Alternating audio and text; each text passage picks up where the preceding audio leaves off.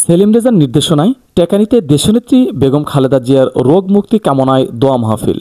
মোহাম্মদ পলাশ শেখের রিপোর্টে দেখুন বিস্তারিত। সিরাজগঞ্জের কাজীপুর উপজেলা বিএনপির সাবেক সভাপতি ও সিরাজগঞ্জ ১ আসনের বিএনপি মনোনয়ন প্রত্যাশী মোহাম্মদ সেলিম রেজার নির্দেশনায় টেকানী ইউনিয়ন বিএনপি ও সহযোগী সংগঠনের উদ্যোগে দেশনেত্রী বেগম খালেদা জিয়ার রোগ মুক্তি কামনায় দোয়া মাহফিল অনুষ্ঠিত হয়েছে। সোমবার ১ ডিসেম্বর বিকেলে টেকানী ইউনিয়ন বিএনপি কার্যালয়ে আয়োজিত এ দোয়া মাহফিলে ইউনিয়ন বিএনপি সহ যুবদল, স্বেচ্ছাসেবক দল, ছাত্রদল, কৃষক দল, ওলামা দল সহ অঙ্গ ও সহযোগী সংগঠনের বিপুল সংখ্যক নেতাকর্মী অংশগ্রহণ করেন।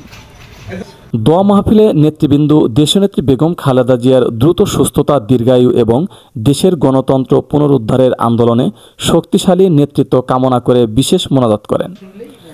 আয়োজকদের মতে টেকানী ইউনিয়নে সেলিম রেজার নেতৃত্বে ও নির্দেশনায় দলের কর্মী সমর্থকদের মধ্যে নতুন উদ্দীপনা সৃষ্টি হয়েছে এবং দেশনেত্রীর সুস্থতার জন্য সর্বস্তরের জনগণের মধ্যে দোয়া অব্যাহত আছে। সেলিম ভাই পাবে ইনশাআল্লাহ, আমরা আশাবাদী, দোয়া করি সেলিম ভাই পাবে।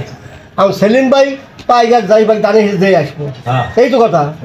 হ্যাঁ, দানের হিস দিয়ে আসবে তাই আমরা যোগযুক্ত করবো ইনশাআল্লাহ। আবার আমার সদ্য চাচা আলহাজ মোহাম্মদ মাস্টার সাহেব বলে গেল, কিন্তু আমাদের দরকার হলো যে আমরা যাতে আমাদের কার্যকলাপ দেয়া, আমাদের কথা দেয়া, মানে বিএনপির যে ভোট যাতে বাড়ে এটা চেষ্টা করা লাগবে।